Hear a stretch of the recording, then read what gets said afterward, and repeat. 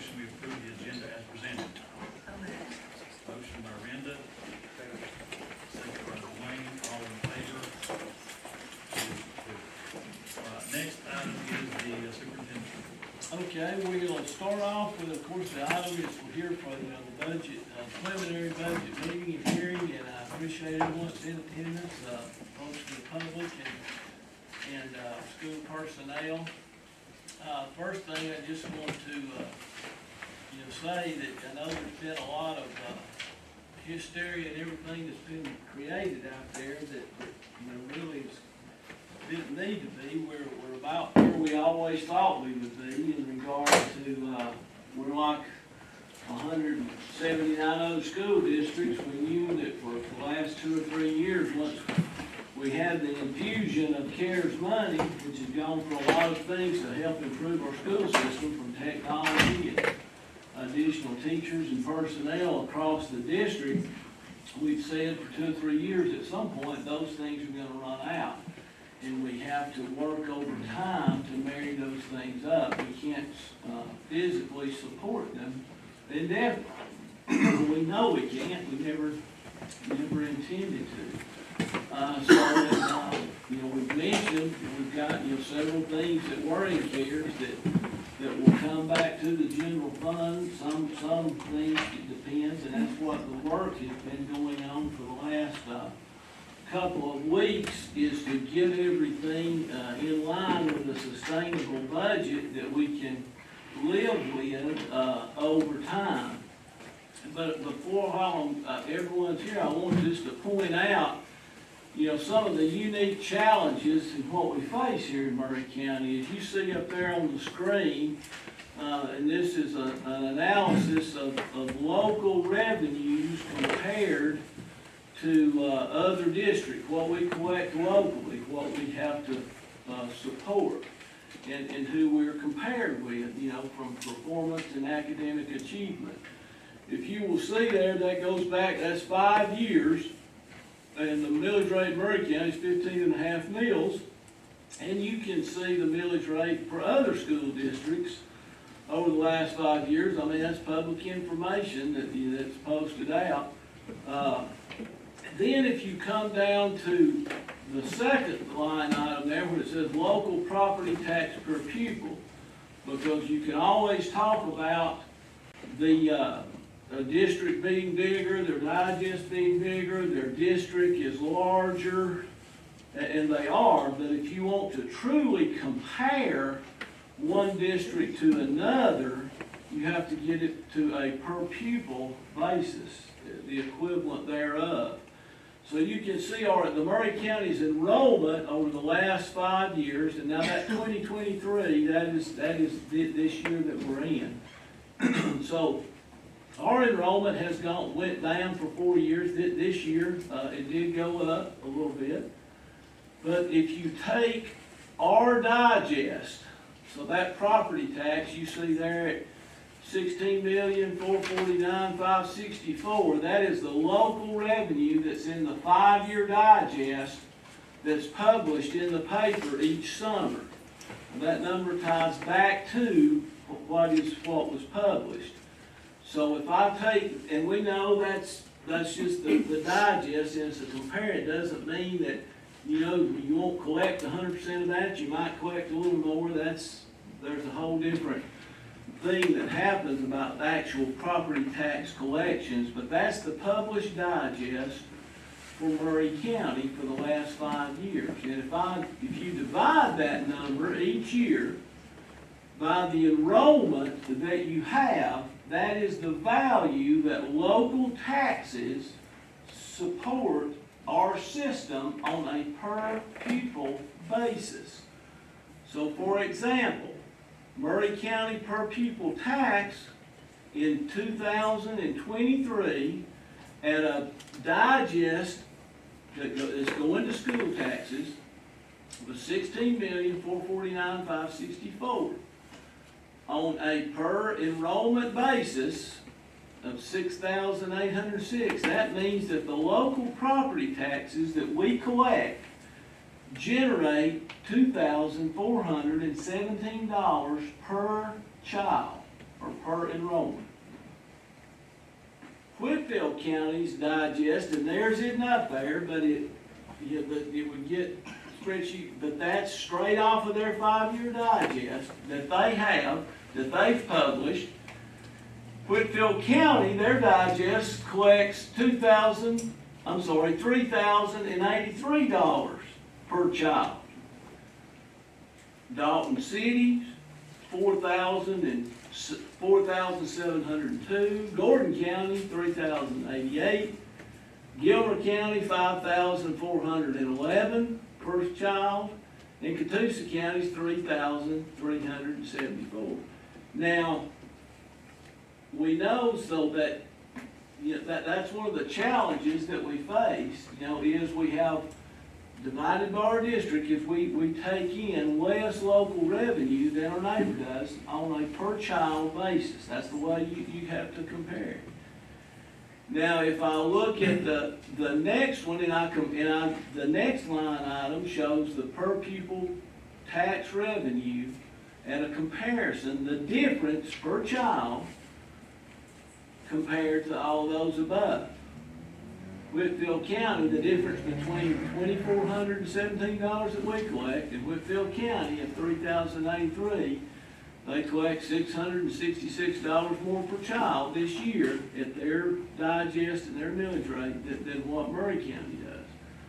You see, Dalton collects $2,285 more dollars, Gordon County $672, Gilmer County $29.94, and Catoosa $5.97. And if somebody could scroll down, can you scroll down? I think there should be one more, and that just okay. So just, we're thankful we live in Murray County, but there are financial challenges that we face, and things that we have to meet the same state standards that everyone does. But if you took that difference, in, let's say Whitfield County is $666 more a child on their digest than what our Murray County digest is. If you took that difference and applied it to our student population of $6,806, Whitfield County, that's taking their digest on a per pupil basis back to our students, they've got $4,500 more than what we have.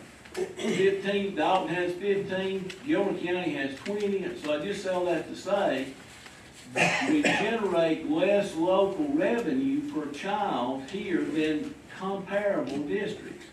Now, Kathy, if you could just go to the budget comparisons, where we are on our budget. Now, this is just taking our existing budget compared to the same group. When we talk about this is the spending side. How much we spend, I know there's been, a lot of information out there about deficits and we're going broke and all that, which is entirely a false narrative. It's what this year's budget is, and those are current numbers reflected as we go over them here in our meeting for 2024. We knew, or the budget is, the expenses, more than the revenues, is about $2.3 million. That's 3% of our, that's a 3% variance, or 3% deficit, however you want to look at it. Well, we're not alone. There's 179 other districts facing this exact same thing, trying to bring the additional thing that the CARES funding did into their general fund budgets. Whitfield County, they have a deficit on their existing budget of $4 million, which is 2.8%, a little under where we are, and an ending fund balance of $36 million.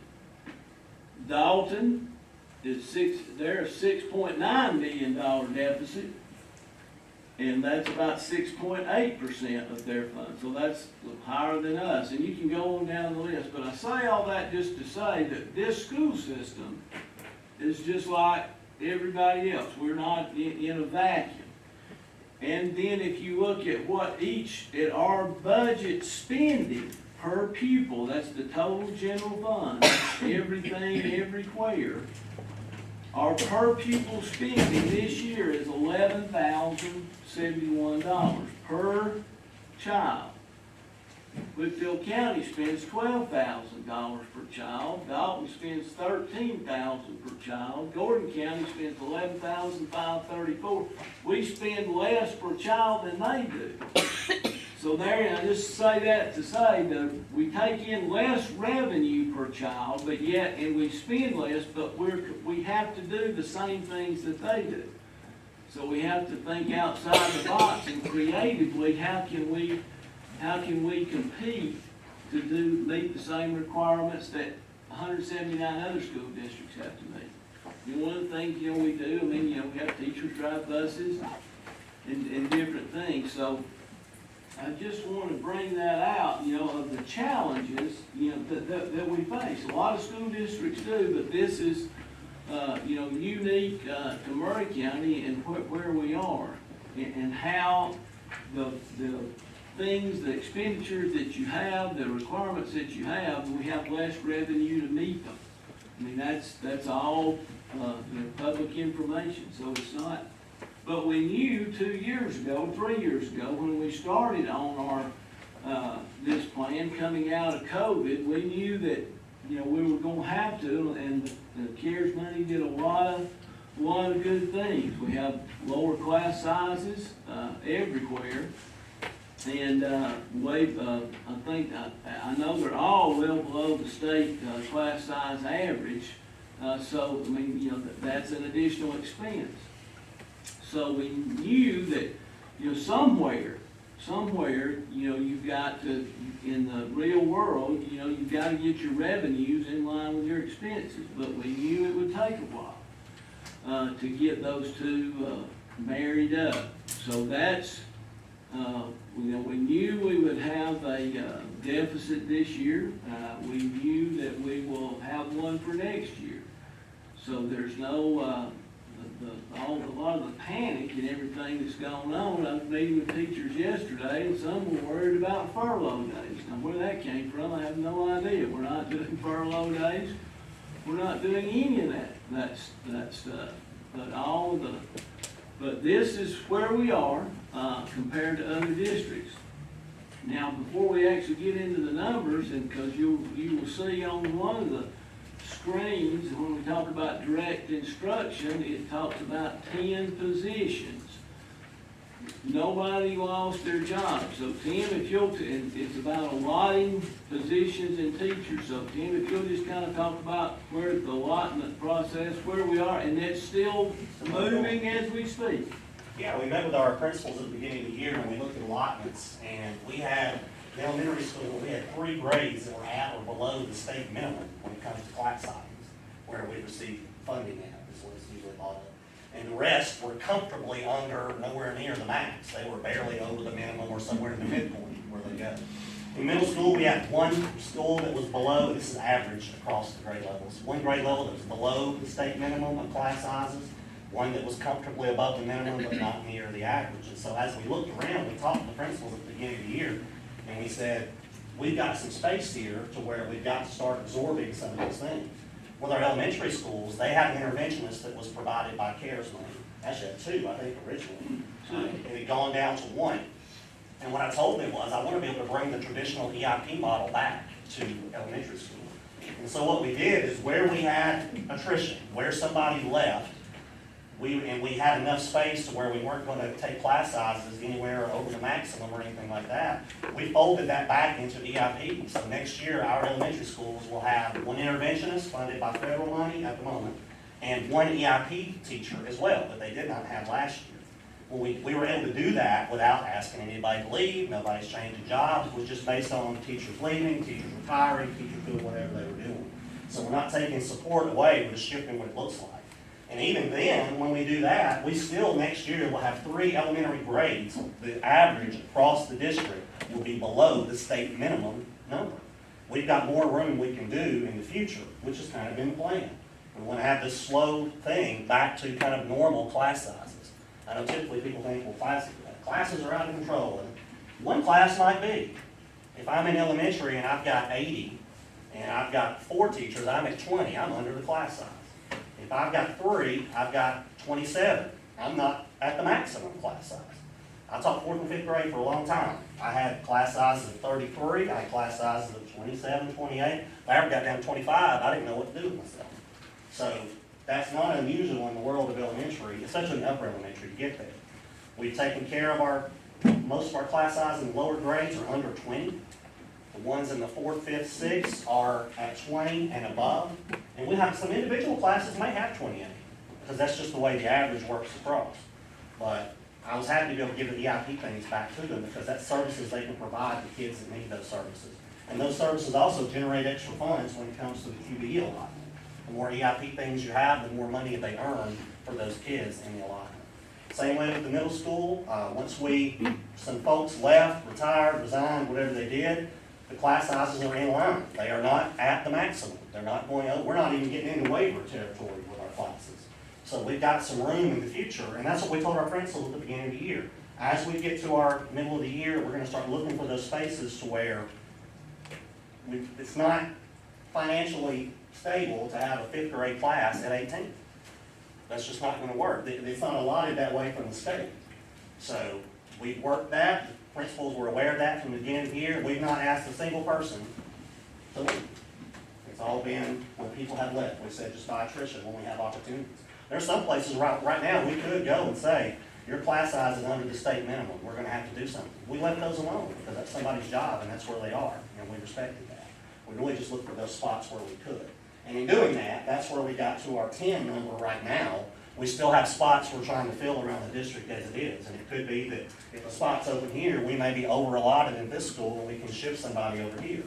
It's not my favorite thing to do, but I would rather be able to have those conversations now than to have those 10-day income. If you've been a teacher, you know what it is 10 days into school when it's time to, oh shoot, where are the numbers at?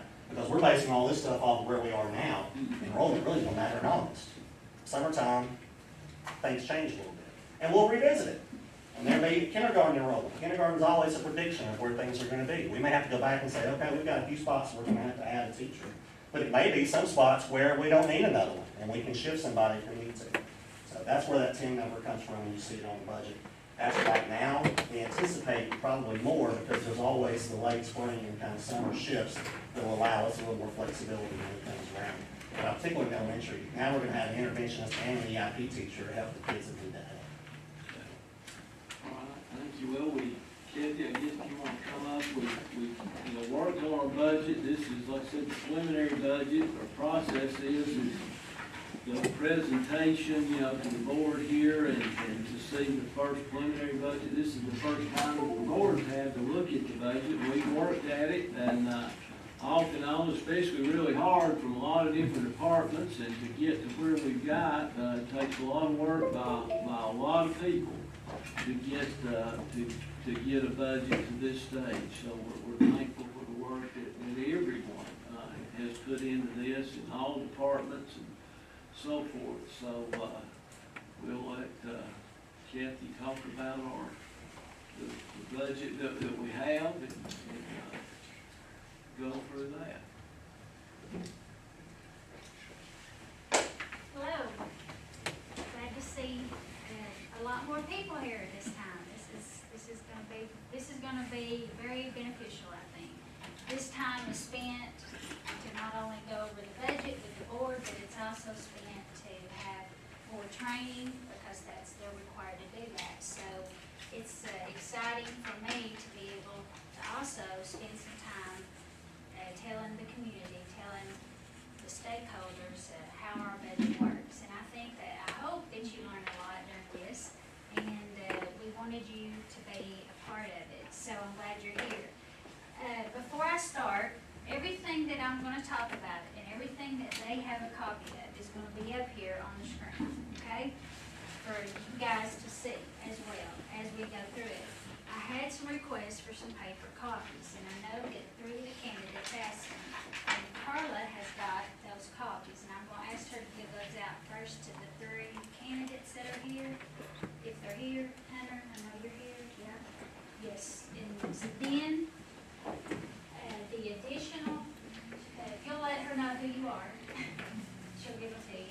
And then the additional copies, I don't have enough for everybody, but if you wanna share one, if you wanna see one, if you wanna actually have one, it's exactly what you're gonna see on the screen, but I made some of those available. I'm gonna start off by talking about where we just finished. I've done this way ever since I've been here, and I talk first about where we just finished with our FY '23 school year.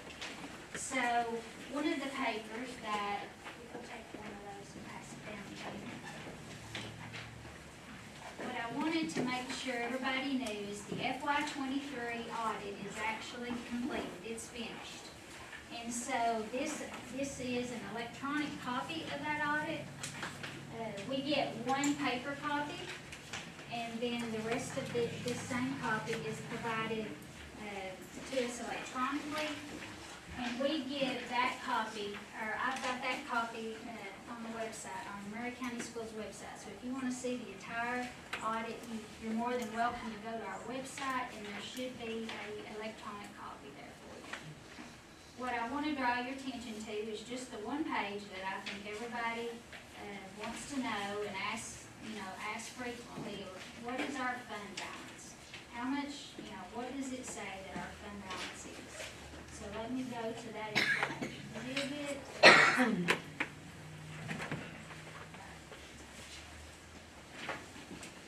Okay, this is it.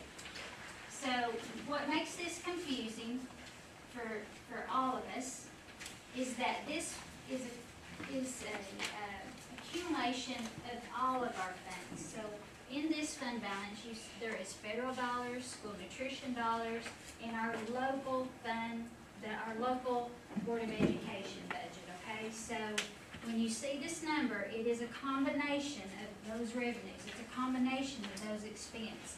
So when we could get a little further along, I'll be talking about our budget, not the school nutrition budget, not the fund budget. I'll be talking about our budget, and that'll give you the information that you need to see for our fund balance. But this is all of our funds together. So you can see that on the bottom there, I think it's not real easy to see, and I apologize, but on the bottom there, the beginning fund balance for all of our funds at the beginning of FY '23 was a little over $19 million. The ending fund balance as of June 30th is around $15.8 million. Okay, so there was expenditures were over revenues, roughly $3.2 million. Now, I can't tell you right this minute exactly where that money is at. It's all of our expenditures together. But I can tell you that that could be part of school nutrition, that could be part of our budget, and we're going to talk about that, and you're going to see what we're predicting for our fund balance for this year. But I just wanted everybody to see that this is available. You can go look at it, you can dig into it, and then you can see exactly these same numbers on our website. Any questions about that? Okay. So FY '23 is finished. We are in FY '24, and tonight we're looking at FY '25.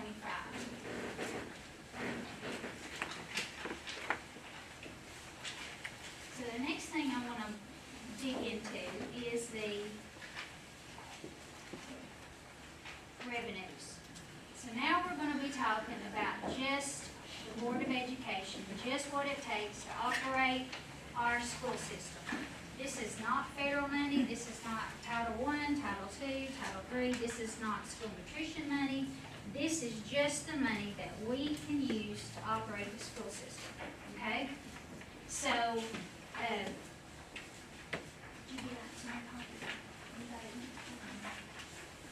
so what I have up there right now is exactly what was approved in the 2023-24 school year. That is the $72,871,986. Does everybody see that? FY '23 approved budget. The next column is what we are estimating for FY '25.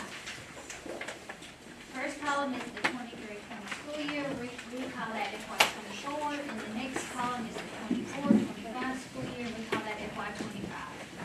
So, I'm gonna go over those taxes and those revenues and kind of break down what they are and what those totals, why we estimate them to be what they are.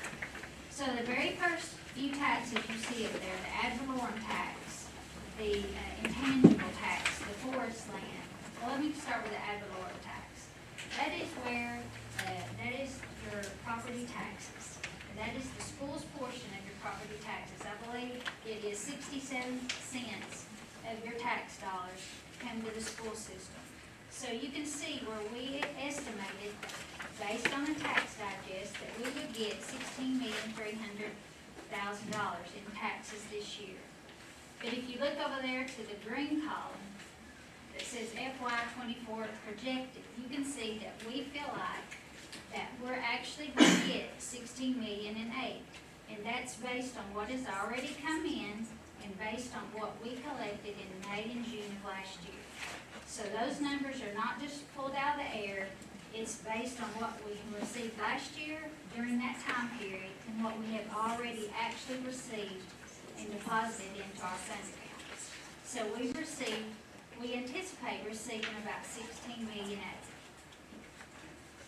The next few taxes, the intangible tax, the forest land, the other taxes, the TAVT tax, that's your car tax, car tag tax. Those taxes are what we call local revenues. They're paid, you pay those taxes down at your local county government office, and we get our portion of that. So you can see that those taxes run around $330,000. The forest land is around $40,000 a year. And the TAVT, the title tax, we estimated to be around $2.1 million. And I've put on here, for your benefit and for the board, a little something that I haven't done in the past, but I actually put on there what the FY '22 revenues were. Those are actual numbers, final. FY '23 numbers that you just looked on that audit, those are final. And what we project for FY '24 for those same taxes. And then those numbers help us base what we're gonna put in that revenue line item for FY '25. Okay?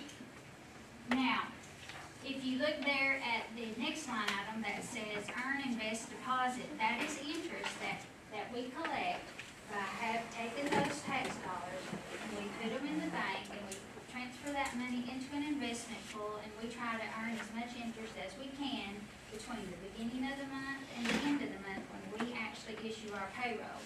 And you can see, because the rates are what they are right now, you can see that in FY '22, we didn't collect but around $15,000 in interest, because the interest rates weren't even 1% of a percent. But now that interest rates have been much higher, in FY '23, we collected around $201,000, and we're gonna collect at least $200,000, I hope, in FY '24, maybe a little bit more, just depending on how much money that we can have to be able to invest like that. So we take the money that we have and we put it in an investment pool along with all other local governments, and then we earn the interest on that money. And when we need it, we pull it back out, put it back in the bank, and we pay bills or pay payroll. Next is what we call indirect cost reimbursement. That money is what the federal dollars say that if they forgive us federal money, for example, the CARES money, Title I, Title II, Title III, Title IV, not school nutrition, but those federal dollars, if we get a grant money, we can take a percentage of that money and put it in our revenue just for administering the grant, just for doing all the paperwork that comes with a grant. If anybody has ever worked in any kind of local or federal or state business, then you know that if they give you free money, it has a ton of paperwork that goes with it. And that's what that indirect cost is for. So we take that indirect cost out of the grant, we put it back over here in local revenue, and it's just part of our revenues. It doesn't, we don't use it to pay for anything, we just collect it and use that to offset the cost of operating these grants. So over the years, you can see we've been able to get around $150,000 of money just by doing those grants. Next, you'll see a big line item that calls other local revenue. And this is where we deposit tuition for if students are out of district or and they are coming in to Murray County Schools. There's a tuition cost, we put the money there. We also put Medicaid money in there because we're very fortunate that our nurses and therapists, I'm looking at my girls back there because they're nodding their heads yes. They're saying, preach it, sister. Those people are back there, when they do our services in our schools, they are able to file that, and we receive Medicare reimbursement for our services. And those dollars add up. They really, really do. You can see that over the years, that has gone from 1.2 million to 1.4 million, and we estimate it to be about 1.3 million again this year. Those dollars matter. And when you see a nurse, thank them, because, and a therapist, because they're not only helping our students, but they're also helping our revenue by doing what they're doing and taking the time to go Medicaid reimbursement for us. Now, the next line is school reimbursement. So it is the school reimburses us, let's say, for field trips. Maybe they're taking field trips and they collect that field trip money for the driver and for the bus, that's some of the money. Or maybe we've paid an expense for them and they're paying us back out of their school funds. So their money is kept separate from our money, and so if they reimburse us, that's where we put that money at. And it's just whatever we get is what we get when it comes to that, and you don't know. So you can see that over the years it's gone up and down. But we estimate that we'll receive around $82,000 from the schools based on what we normally do, about the end of the school year. So the next one is also from the schools, and the schools, one of the things that was important to the schools is that they had a way of paying for things. So we worked with J.P. Chase Morgan to set up a program where the schools could use a credit card to buy things with, and then that would be also tax exempt, and it would just make it easier than for them to have to go to a store, get the total, come back, get a school check, go back to the store to pick up their stuff. If you've ever done that as a teacher, you know how aggravating it is. So we got the program with J.P. Chase Morgan. I love it, and it does a lot of great things for our schools. But when they use that school card, we pay the bill. And when we pay the bill, they have to pay us back. So that is where we deposit, where they pay us back for their reimbursement for what they spend. In just a little while, you're going to hear me talk about the expense side, because we pay it, it's going to be on the expense, they pay us back, it's on the revenue, the money washes, okay? It's a net of zero. But you can see that they really enjoy those P cards, and they use them a lot, and it's been very beneficial for the schools and to do what they wanted to do at their school sites. Donations is just a donation, a line item that we have. It varies from year to year. Those could be different types of donations that come in, but this year we expect around $5,000. It's been pretty typical. The next part of the rest of those revenues, most of that pertains to QBE, because you hear that a lot. QBE and local dollars. So the QBE grant money is what we're allocated based on our student FTE count. I did have somebody ask me, and I want to make sure it's clear. The QBE is not funded by test scores. Okay? Has nothing to do with it. It is funded by how many students attend and come to Murray County Schools. So if our student enrollment is high, we get more money. If our student enrollment drops, we get less money. So it's important that we get our students to come to Murray County, stay in Murray County, and become part of our system, because that helps fund all the things I want to talk about in just a few minutes on the expenditure side. The QBE dollars are based from the state. That's where, when you hear the governor say that he gave the teachers a $2,500 pay raise, comes through QBE. When he talks about insurance expense going up for teachers, and we're going to fund teacher insurance expense, comes through QBE. Sometimes they'll tell us that they're going to give us more transportation money, which they did this year, comes through QBE, okay? We get whatever we're allotted, we get that divided by 12, and that's what we get every month to help pay our bills and to help pay for our payroll. So as you can see down there on the bottom, I'm going to scroll down a little bit. You can see for FY25, we anticipate that we're going to get $949,913 of QBE money. Okay? So that is an increase over this year. You can see that on your paper. For those of you who don't have paper, there was the QBE for this current school year that we're in. So we got a mid-year adjustment. So we are going to collect $49,556,042. So you can see the increase in QBE from where it is right now to where it's going to be is very important, because we have to pay those expenses that are coming, that we have with retirement, insurance, and the new pay increase. Okay? Down here, after you do the QBE, down here on the bottom, you see an expense or a revenue for it says security grant, or it says other grants. So things that the state provides us. For example, they provide us money for CTAE.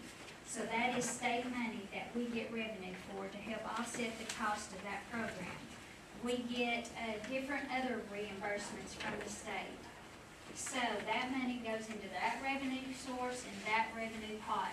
But this time, if you've heard it on the news, you've heard them talking about the security grant. We got the security grant this year. We're going to get it again next year. So they provided us this year $50,000 for us to use at every school to use to help with security. And there was lots of things you could use that money for. And I'm talking to them, but if you all want a question, just tell me, okay? Okay. So this year, it was at 45, I think I had it on there, 40 or 45, I think it's 45,000 per school. Okay, so you've heard, or maybe you've read on our website, or even in the paper, about our new Centegic badges that the staff is wearing, that they can punch in order to get a medical assistance, or if there's an emergency, or there's somebody on campus that shouldn't be, they can punch that, hangs around their neck, they can punch that badge, and somebody will be there, within seconds. And Tim can attest that they work. We did that today, actually. We had tested all the schools, we sent out a notice, learned some little things we need to learn with it, but it's this little badge right here that they wear. We learned yesterday that it takes about 5 seconds for a pre-K to push that button 3 times to call for help. So I got to run down to pre-K and make sure all was good. But this is a great, we've already had some instances this year where children have fallen, gotten hurt, gotten injured. The teacher didn't have to find a radio, get their cell phone, they hit that badge 3 times, pops up on the administrator's phone, they know exactly where they are, they can run to them. We saw that yesterday, there were about 5 or 6 of us ran down to make sure everything was okay. Luckily, everything was good, so we're super excited about that. That was provided through that grant money for this year. So the teachers, it's been well received so far, so we're glad that we went that direction. I think they said 80% of systems now in the state have either Centegic or something similar. So that with those type of grants, we have to buy the badges, then we can get reimbursed through the state for what we buy, okay? So it's an expense and a revenue, so it washes itself out. So you can see, based on all the things that I've talked to you about, that we anticipate revenues of $76,246,346, okay? Now, if you go over there to the green column, you'll see that we're projecting that we'll have $73,047,437 this year. So we anticipate that our revenues are gonna be more than they are this year based on QBE. Okay, because you see that I didn't increase property tax line item, just QBE. So most of our revenues are coming through that source. So that is pretty much everything about our revenues that we use to fund our school system. Mary, do you have a question? Yeah, now, I'm not an accountant, so, now you were talking about curriculum, I talked about that. But what I don't understand is you got, say the, projected annual revenue. No, I'm sorry, wait a minute. Actual? Yeah, the actual and the preliminary, I just don't understand why there's so much difference in it. So the actual is what we anticipate we're gonna get by June 30th of this year. Actual is what we, That's what we want to collect by June 30th to help pay for the expenses of the school year that we're in right now. Okay? okay, We thought we were gonna get, on the approved budget, $72,871,986. But we are hoping and anticipating we're gonna get more than that. We're gonna get $73,047,437. Because whenever you're wait a standing, minute, I lost your line. What line are you the on? very first column, approved, No, go down. Okay, I'm ready now. okay. Gotcha. The very first column is comparing to the other green column on the side. Yes, okay, That's this year versus this year, okay, okay? The next column is next year versus I'm sorry, yeah, that's right. Next year is the $76 okay, okay, million. That's what we're anticipating for next year, right. okay? But then our actual revenue is 73, the green line over next to the blue one. That's what we hope to collect. Right, That's for okay, this year, right now. Okay. Because all you can do this early, it's not June 30th yet. right, All we can do is look to see what we collected in May of June of last year okay, and add it to what we've collected this year. Now, maybe I know I'm gonna get a big check one time this year that I'm not gonna get next year, so I'm not gonna add it to next year, I'm just gonna collect it for this year, okay? Buses is a good example of that.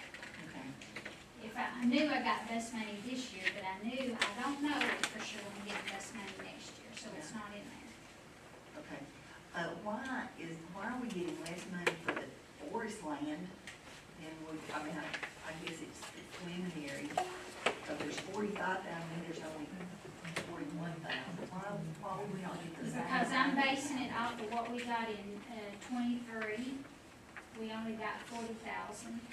In 22, we got 45, but in 23, we only got 40, so I'm anticipating that this year we may just get 40. I hope we get 45, it'd be nice if we got more than that. Yeah, But we think that we're just gonna get the 40, okay. okay? Reimbursements from the federal government. Okay, yes. LFS, the negative number, Yeah, LFS. That is, our 5 meals that we have to contribute for the QBE. Why do we have to contribute 5 meals? That is because based on our State law. Is that changed, like, is the amount changed? Yes. Okay. The amount change is based on what they give you. How do they come up with 5 meals?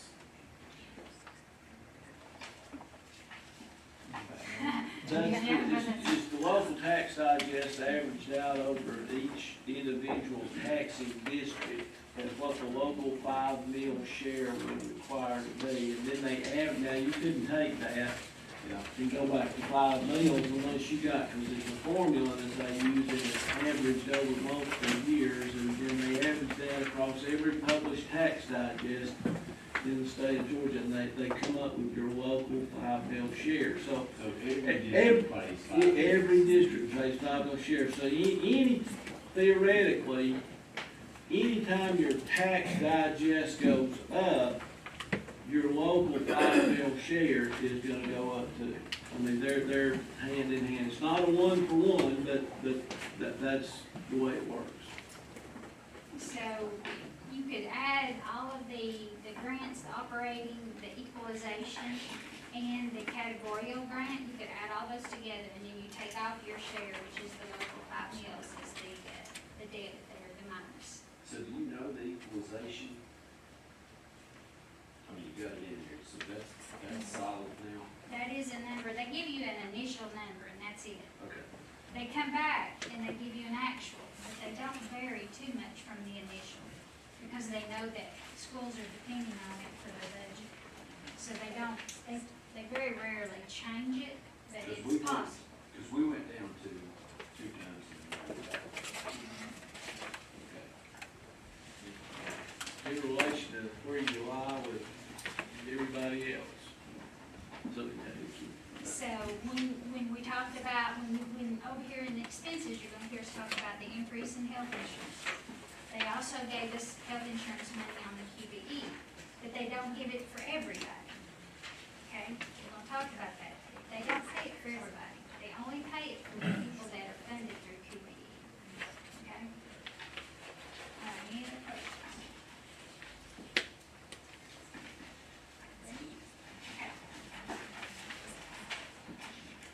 Now let's go over here to expenditures. I'm gonna start at the bottom, I'm gonna go to the top. Because we might as well look at the bottom line first. Okay?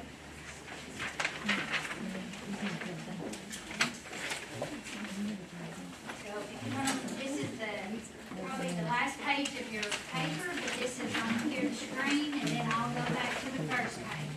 But I just want to clarify, and this makes it easy for everybody to understand how this budget is broken down. So down towards the bottom here, you can see this column, this very first column is what we appropriated, what this time last year, what the board voted to be the budget for FY '24, okay?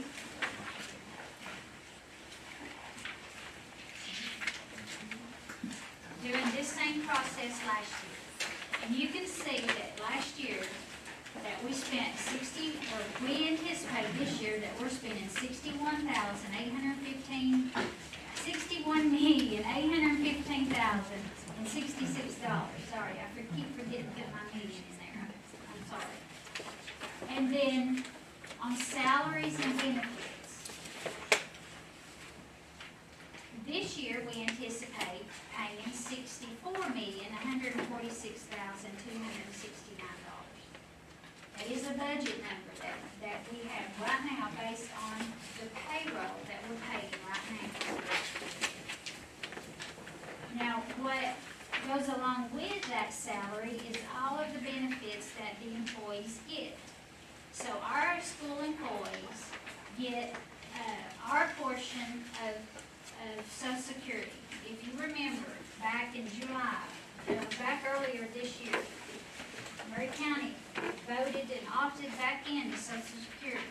So that means those employees now can pay Social Security. And anybody that was hired after July 1 of this year automatically has to go into Social Security. It's not an option anymore.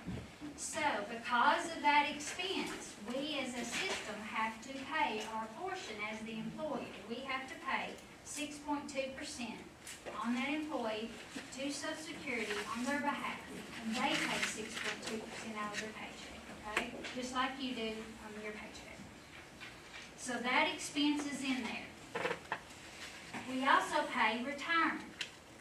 That retirement is a great retirement. If you're in the school system, it's a wonderful retirement, but it costs money. The employee pays into it, 3 or 4, 5, 6, thank you, 6%. We, as a school district, on those employees, pay 20.78%.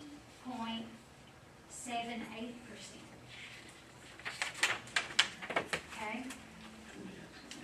So It we're, just went up. just went up. It just went up, and it increases very frequently. So we're paying almost 21% for every employee into their retirement as the employer. And we have to pay that. Next, you will have down there, life insurance is provided for full-time employees. $25,000 of life insurance is provided by the district. It's a minimal cost, but it is provided. And I have seen it used. We've had to use that. And it's a great benefit for these employees.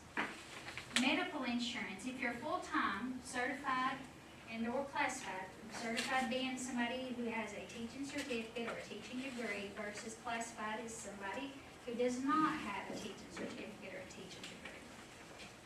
So that health insurance cost that you see there is our portion.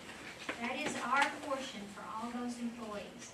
We are required to pay into state health $1,760 for every certified person per month. And we're required to pay $1,580 for every classified person per month. And that has gone up tremendously. When I first came here, it was $1,195. So in 3.5 years, it has increased that much. But that, if you're a full-time employee with Murray County, you have an option of getting health insurance coverage. And you will pay, depending upon if you're single, married, spouse only, children, family. You get to pick your plan and you pay your portion, but we offset that cost by paying our portion to the state plan. Okay? And if you remember, QBE over there, they paid us some money towards that, but they do not, and you can flip back and look, they do not pay us $11 million worth of it. Okay? So we, as a system, provide that benefit for full-time employees. Down there also, I'm sorry, the very top line, I got those confused, but the very top line is the 403B plan that we provide for our employees that did not opt in to Social Security. They were grandfathered in to a 403B plan that has already been here for many years, and we pay 3%. That's what that increase was up there at the top. This is the Medicare Social Security money. Down there under FICA Medicare, the $1.8 million is what we pay our portion of that Social Security. So you can see where we used to pay 3% of every employee into the 403B, we used to pay that, but if you opted into Social Security, we don't pay both. We either pay your Social Security or we pay your 403B. So you can see one went way down and the other one went way up, and they almost equal exactly how many went up and how much went down. So if you add all of that together, we pay $64,146,269 of the $73 million budget, or $76 million budget, goes straight for the employee and the benefits. 82%, almost 83%. So if you're an employee and you have benefits, that is we're required to pay that much money, and that is almost our entire budget. Below that is anything that's operational, and we're going to talk about that in just a minute, but that's just 17%. That equals your $78 million that we're going to talk about. That is our budget for this year, and everybody says, well, why does it go up so much? Well, because those benefits went up. That's one part. And then the second part is that we have no more CARES money, so now we have to pay for everything that we paid over here we have to pay now over here if we continue to have that service. And I'll talk about what those things were. But I just wanted everybody to see the big picture, okay? Now, if you'll go back to the very front page.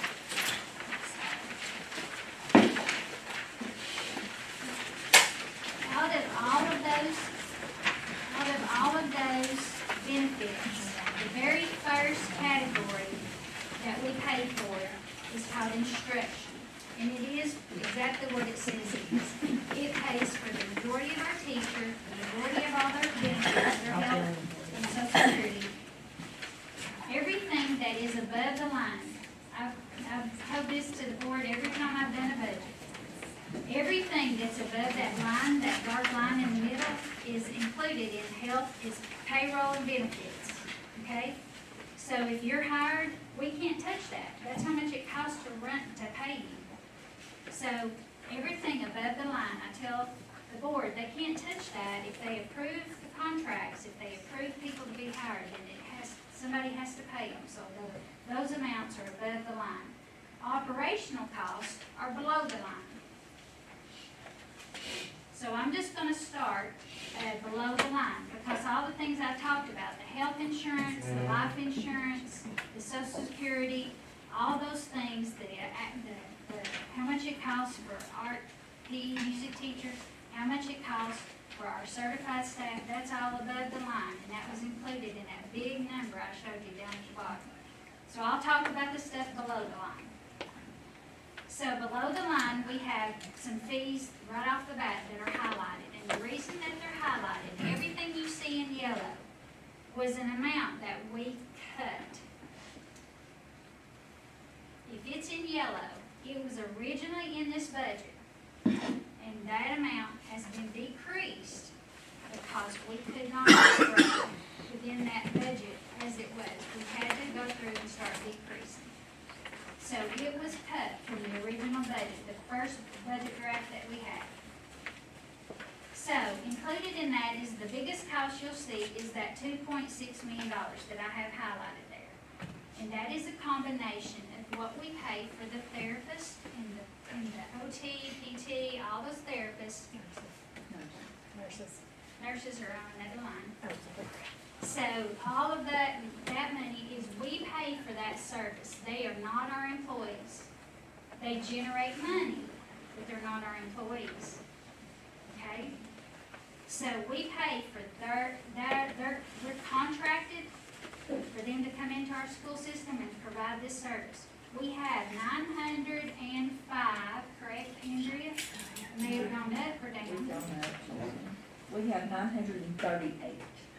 We have 938 special needs students. That's almost the population of Murray County High School. So they require services, and we are required by law to provide them. So that is the expense for some of those services that you're seeing in that line item. Next, you'll see we do professional development. If we provide a new curriculum or teachers get new textbooks, you have to show them how to use what they need to do. We provide professional development training for them, and usually a trainer has to come in, do those sessions, and we have to pay that. Okay. CTAE.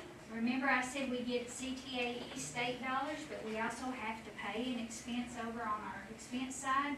So that is our portion is included in that line item. And then one of the things that's in that line item that we were able to pay with CARES that we can no longer pay for because CARES is gone is 43 positions that are out there in the schools that are now, they're not our employees. We contract with ESS to provide these positions. It's going to cost us over $1 million to have all those positions back in our schools next year. And those people are parapros, they're translators, they are front office clerks. And the reason that you do that is because if you contract that service out, then you're not required to pay the health insurance, the social security, the life insurance, and the retirement. but you can still provide that service to your schools. And we have some great, great people that work in our schools that are community people, and they work in our schools through that service, and they do a fantastic job, and we're lucky to have them. But in order to continue to have them, and that includes those 43 people there that I saw, that you see, 43 of those people are in that cost. And in order to have them, we have to pay for that service. Now that, when you see a line that says reduce, that means that I reduced that line item, 32,000, from what it originally was. But all those dollars add up as we go down through here. The next line item is how much it costs for teacher substitutes. So whenever a teacher is out of the classroom for whatever reason, sick, personal, or otherwise, there has to be somebody that steps into that place for that day. That's the expense for teacher substitutes for this school district. And it is also paid through that same service. They provide our substitutes. ESS provides our substitutes, and we have great substitutes, and we're lucky to have them. But that costs money. So we pay the pay for the teacher who's out, and we also pay the substitute to come in. But that's just the way it is. So you can see where I said that was partially paid in ESSER, which is that was partially paid in CARES money. Now we're paying for that all on our side. So when we get down here to the bottom and you see a deficit, when we talk about a deficit, it's because we don't have CARES money to pay for the substitutes for the rest of this school year. We're having to pay it ourselves. And so we didn't budget for it, so it's going to create a deficit. Down through there, if you have any questions, the board member, if you all have any questions about any line item, you let me know, but I'm just going to go down there and I'm going to go down there to the textbooks, because I think that is something that I've heard a lot about. So in that money, you will see that we have digital textbooks and we have textbooks. So digital textbooks refers to what the students use on their Chromebooks, okay? Because now you know that in the classroom, sometimes you'll use a textbook, sometimes you'll use a worksheet, but most of the time, you want your older students especially to use that Chromebook that we provided them. So we want them to use the Chromebook, but if you do the Chromebooks, you have to pay for the software that goes on. And that security software, that is so people can't hack into it, that's so the students can't hack into us. So, but we have software down on another line item that I'll talk about, but this is curriculum software. And you can see that we already reduced that amount this year, something that we felt like they could use what they have for another year, and we'll readdress it again in FY26, okay? Down below that is another line item, you'll see textbooks. Well, sometimes you do have to buy textbooks, or mainly I think it's workbooks for some of the curriculum. If I'm saying anything wrong, guys, chip in. So sometimes you have to buy the actual physical books. So when we removed one of the softwares, when we removed that from the top line, we were able to remove the textbooks or the workbooks from that line to save some money there too.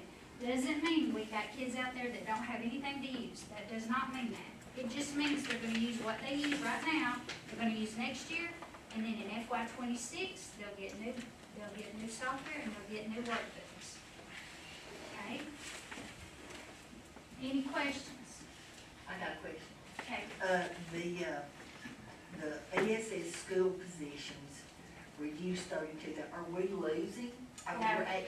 The 32,000 is Okay. the amount that line item, the $2.68 million Yeah. was 32,844 before we In the proposed? in the first budget. Yes. Okay, the one, this one. It was when I brought everything over from CARES, and Okay. dumped it all in, the Okay. payroll, Okay. everything. That's where the $6 million came from. It was included in that line item. So everything that's in yellow has been reduced from the 6 million, Okay. okay? I just didn't want to, I mean, those ESS and Excel and all that kind of stuff, I didn't want us to lose those. All those positions are in there. Okay, okay. Okay. And on your paper copy, and, you know, and like I said, you can see how much we paid for all those same exact things in 22, 23, how much we think we're gonna pay in 24, and how much, then we're talking about the column over here on the left that's 25, okay? Full transparency here. So we're not getting a new truck. That, Oh, I'm sorry. oh, no, she's exactly right. You're right. Right below the textbooks is the $5,000 that's highlighted. Yeah. If you guys approved that truck, but it wasn't gonna be bought until FY 25. CTAE, if I'm saying it Yes. wrong, No, you're good. feels like that they can live without it, they're gonna drop it, so that saves that purchase. Use the one they have, okay? Okay, You want- Tara, on that truck, just so everybody knows. Yes. How many miles that thing got on it? It's got 150,000 miles on it. And what model is it? It's an O2. Okay. It is okay. an O2, but Is it I'm gas or diesel? do what? Gas or diesel? I think it's diesel, isn't it? And, you know, but here's the thing, you know, I can't have it come out of the CTAE budget. Oh, And I don't want, you know, I'm all about my students and I'm all about my teachers, so I wanna make sure that they're taken care of first. So we can, I mean, the truck's old and the teachers will continue to probably have to use their personal vehicles, but, you know, we're gonna do what we have to do Okay, for a little so while. if teachers or parents that are going to Perry and taking cows and Yes. sheep and all that kind of stuff, would we not come out ahead? I mean, we could even pay them double mileage instead of buying a new truck. Can you do that? You're paying the employee mileage, not the parents. No. You can't pay, if a parent drives the truck, you can't just pay them any mileage for driving for our You're talking trailer? about our truck or their No, truck? their truck to No. drive. You can only reimburse employees. Yeah. Oh, By the time you did all that though, you're getting, I mean, well, you're building up so much, the trips they take, you're building up so much that. let me talk to y'all about Yeah, and my teachers, my ag teachers, they go a lot. I mean, the kids compete a lot in Perry, and we wanna continue that for our Yeah. students. The students love it, and we wanna continue that, so, you know, it was just something, I mean, I know our ag teachers would love to have the truck, you know, I wanna give them what they need, of course, but I don't want it to be at the expense of, it can't come out of our CTA budget, because it's very expensive to run both high schools and the CTA classes. So, and I don't wanna hurt the classes or the students.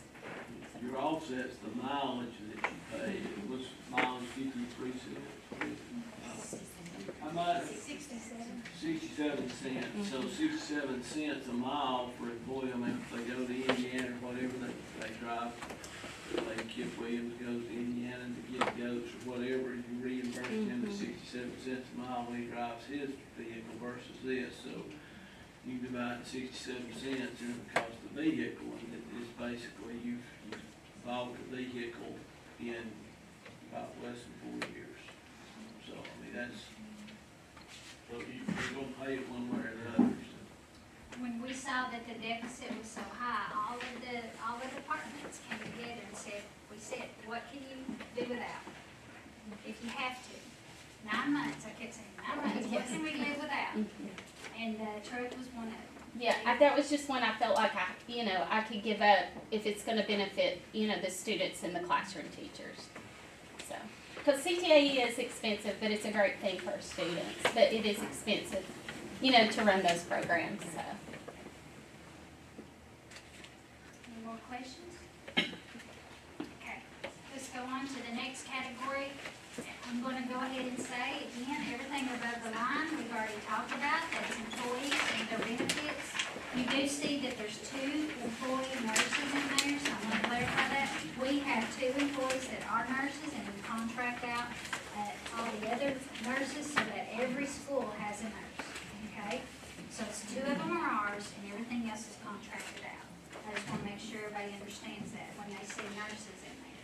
So, everything above the line is employee benefits and their salaries. Everything below the line, let's talk about, there's where those nurses that we contract out, that is the cost of those nurses, $405,000 to have the nurse in every school in addition to the two that we pay. So if you add the $94,000 up there to the 405, we pay almost $500,000, $500,000 to have nurses in schools. Okay?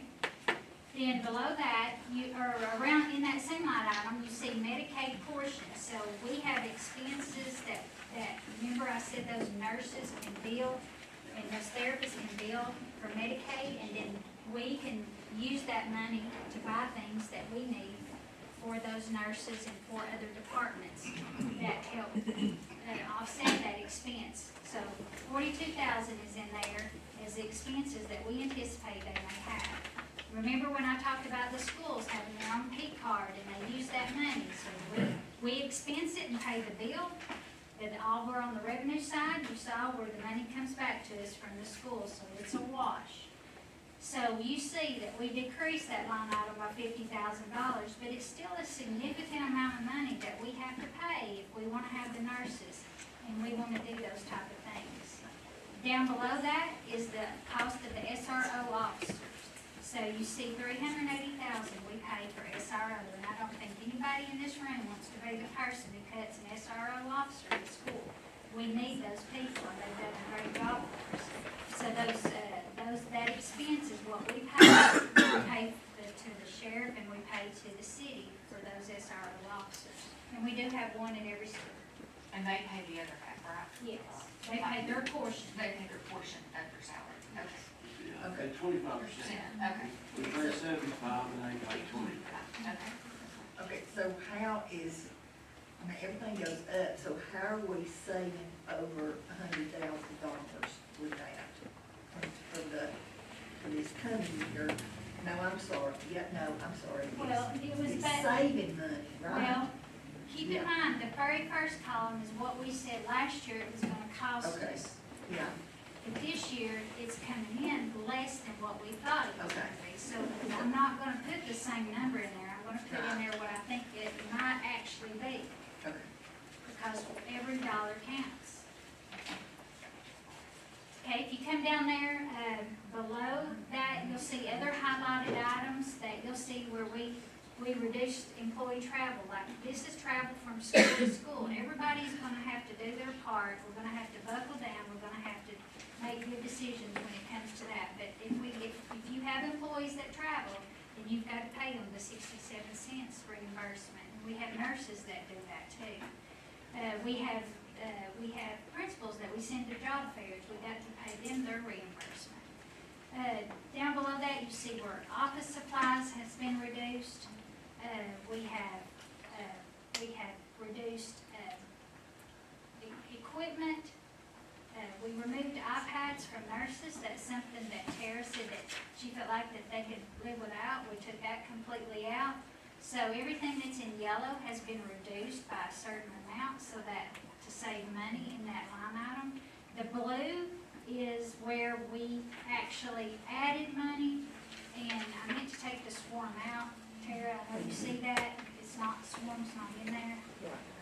But Jenny Locke and I sat down and we said, Jenny, what can federal programs, what can federal dollars pay that we could move over there so that we don't have to pay for all of this software in our budget? And the difference of that, some of it was moved over there, some of it had to stay with us, but we were able to, we increased how much it costs, but hopefully, if you can see that we, over there on the left, you see we've already spent $87,000 and we're going down to 21, so I consider that a savings.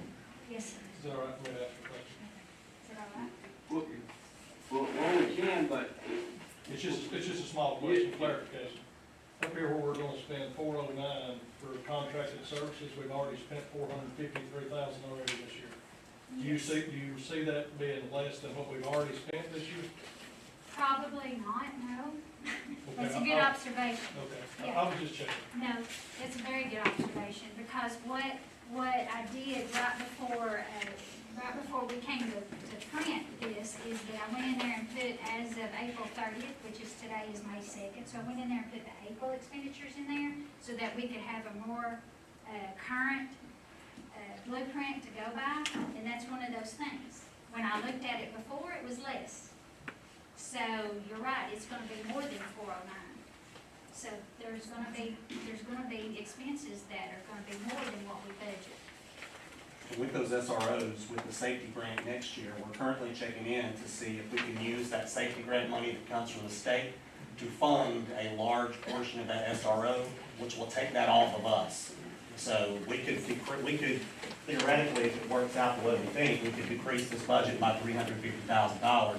We're just waiting on clarification from the state if we can do that. Is that the $50,000 security? Yes, sir. Yes. Next year will be $45,000 per school, but we've got some other things that we need to do with that safety money, and we'll come across that in a little bit, but we're kind of hoping, we're waiting on clarification from the state. We left it here for now, because if the state doesn't do it, we'll use that safety grant money to other things, but we're hoping that'll be the case, we get some word in the next month or two.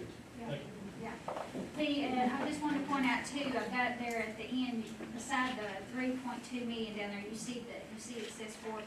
So out of our total budget, down at the bottom that we started at first, this expenditure, all those expenditures are gonna be 4% of that cost, okay? Whereas if you look up there on the instruction, 66%. So 66% of our total budget is paid for instruction. 4% is paid in this particular function. And as we go down, you'll see that those numbers are going to decrease. For example, the next one we're going to look at is where improvement of instructional services. These are salaries and benefits that go along with supporting schools. Okay, and you have out there, you see where some cuts have been made. For example, we're cutting our stipends, where we're not going to be providing, we're not going to do that training outside of the regular school time, so we won't have to pay a stipend. And so we've saved money there. The decrease also on the instructional positions that we pay out of that function. So I just want everybody to understand that above the line again is salaries and benefits, okay? Below the line, we're looking at different softwares. We removed some software that we felt like we could live without. That's where you see the $9,706 is all, we're gonna renew what we have there, which was some of the gifted testing. We're gonna still required to do that, so we're gonna pay for that, but we removed the Magic School Bus software, so we're not gonna pay for that for FY25. The other things that you can see down there, the $1,050, that line item was able to be reduced because we're gonna move it to Title II, which is federal dollars. So if the federal dollars can pay for it, we don't have to pay for it out of this budget. So we move money over there. And we're required to pay annual dues into the accreditation system, Cognia. And we do that process every 5, 3, 4. 5 is going to 6 Okay, next cycle. all right. Just did it last year. But we're required every year to pay those dues into that. So that's where you're seeing that $14,000. So 1% of this budget is going towards the total budget. It is 1%. Any questions? Yes. We're talking about training. What about the training for the new curriculum? Is it in this section, or is it somewhere else? It was up in instruction. It was around 99,000 or 90,000. It was included in the instruction call up there. She was talking about like summer stipends that we had to bring teachers in over the summer. Okay. We've been able to schedule everything on contracted days when they're working, so we don't have to stipend anybody this summer. What I was talking about was when the people are coming in to train. Yes, ma'am. That's covered. Yes. In instruction. Okay. Next, I usually group the next two together, the instructional staff training and the educational media services. So that encompasses your tech specialists at the school, that encompasses your librarians,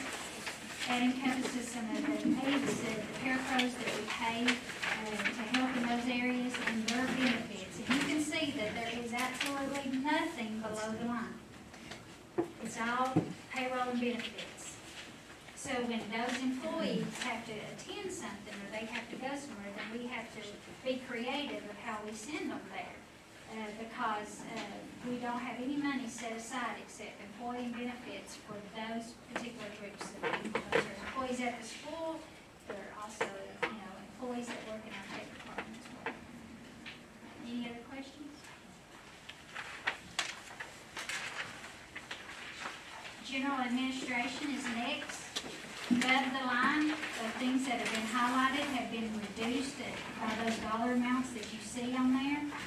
So, you can see that, the employee, payroll and benefits for those functions, that includes the board member, assistant, two of the other central office people are included in that. It's the board secretary, which is also the superintendent secretary as well. So you can see that we try to reduce those, expenses, by eliminating Tim. If he steps into the superintendent role, he's eliminating the assistant superintendent position. So that department will go from 3 to 2. It's just not gonna be filled at this time. We left this up, and it's just not gonna be filled. Below the line, you can see that there's things that we have to pay for. We have to pay for the audit, the one that I just showed you. We have to pay for some contracted legal services, such as if we have the high needs appeals with those special ed students. Sometimes we have to get an attorney that's a specialist in that area. We have to pay for supplies, for the central office, and we try to reduce those down as much as we could. And then we used to have to pay, you'll see that $22,000 is sitting over here that's already been paid. We were required to pay to the school nutrition program the remaining balances of all the students in the district that didn't pay for their breakfast or lunch. And those can be $22,000 as of beginning of the school year. We wrote that to school nutrition. This year, in FY25, those meal charges are 0. Students, parents don't have to pay for meals for breakfast or lunch at school in all schools. So we can reduce that line item because we're not going to have to pay those unpaid balances. Staff, unfortunately, still has to pay for their bills. But the governor has, they were approved through CEP based on free reduced percentages. They were allowed to now be all free. And Amanda's an expert on it, and she can tell you everything that you want to know. If you have a question, but that function cost us 1%. And we reduced it pretty good. Next, you have school administration. Well, the supplies for central office, are you talking like the ice machine and that kind of stuff, or are you talking about food? It could be envelopes, stamps. For the kitchen? Oh, is the central I put- office / kitchen combined? We just put Okay, it supplies. okay, I got it then. I thought you meant central office kitchen. No. Okay. Could be toner, Yeah, whatever. gotcha.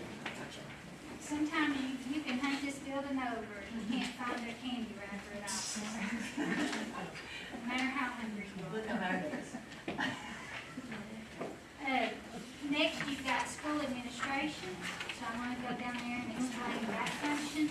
So school administration pays for our principals, our assistant principals, the bookkeepers, the school secretary, everything above the line is all the salaries for those people lumped together and all their benefits, okay?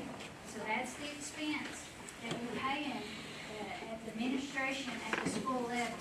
Below that, we pay a portion of their, I guess we pay all their school phone, do we, or is that a portion of it? School phone service, we're paying something on telephones. Their phone. We're in a compact, okay? And then you see down below that is school allocations, okay? So prior, let's go back 3 years ago, Title I money, federal money was used to give schools money that they needed for things at their schools, maybe copy paper, parent folders, those type of things were provided through Title I, okay? When ESSER came along, we took that ESSER money and we said, okay, we're not gonna use title money anymore to do that, we're gonna use this ESSER money to do that, and we're gonna give you a whole lot more money to operate on. So we gave the schools, we gave them collectively now over $1 million in '22 and $1 million in '23. That was for all the schools and included pre-K, okay, and PEPAS. So they could use that money, they couldn't go out and buy a truck. Okay, they could use that money for the supplies and the materials and the things they needed at their school site. They could buy new teacher desks, they could buy student chairs, they could buy, they could buy things, poster makers, okay? Everybody with me? We told them over and over and over again, buy everything you need, because when the money's gone, it's gone, okay? Everything you could possibly want, please buy with this money. And they did. They've spent it. We're down to, if you stay through the board workshop, I'll go over the financials. You will see, I give the board every month exactly how much money's been spent using the CARES money and what it's been spent on. And we have about $40,000 left of school money out of those millions that they need to spend, and they've got about 3 weeks to get it spent. And Mr. Lockwood is gonna spend it for them. Each school had $1 million. No. Okay, each school had, Some schools, Collectively. for example, collectively, okay. So our they, high schools had higher needs and Okay. higher student counts, so they got maybe okay. $120,000. Based on student count. Yeah. And anything that's left, what we'll do, if they don't, we'll transfer it over and offset something like custodial services that would equate in, that, like I said, we've already spent. That way you have to, because if any of that money, $1 is left, we don't get it, if they take it back. So you want to It'll- spend it or you don't get it. it'll be spent. So, you can see there where it says school allocation. So if you add up all those amounts, you're gonna see that it's roughly $20,000 per school. Now, if we give a high school $20,000, that may not be enough, and if you give an elementary $20,000, they may have more money than they need. So the most equitable way to do it is based on their student enrollment. So it's gonna average out to be around $35 a student that we're gonna give them out of this pot of money. We'll make sure they get all of that money. I think I think that's $225,000. $225,000 is going to the schools to be used for their school supplies, okay? But they can still send out those parent requests where they still need supplies, because remember, they're not getting millions of dollars or hundreds of thousands of dollars now. They're only getting a smaller portion of that, okay? So they still need all those supplies for all those students. But now they're gonna have to rely on either their school funds or parents to help them chip in those, or businesses. If you own a business and you need something good to spend your money on, and you need a nice tax write-off, there's any school you want to write a check to, or go get a truckload of paper towels, they'll be glad to take them. Okay? So I encourage you to do it if you can. Any questions on that?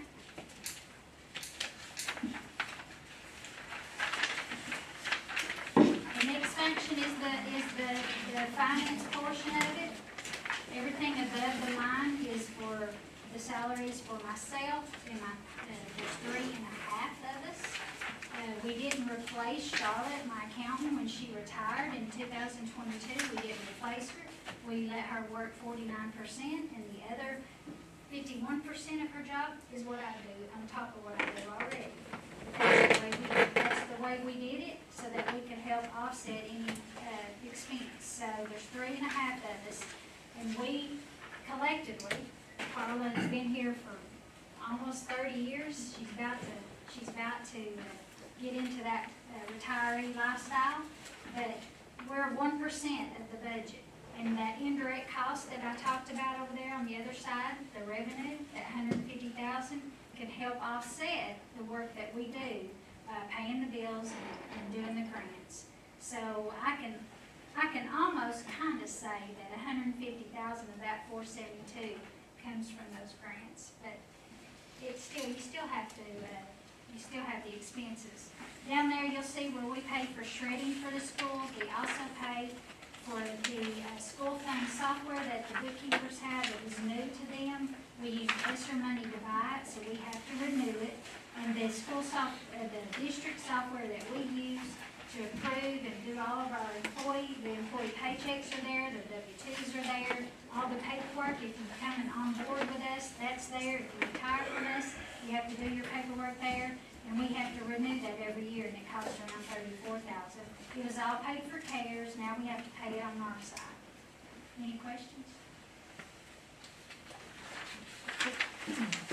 The next function is our maintenance and operations. So this function is for maintaining the facilities of the entire district, not just one school or not just one area, but the entire district.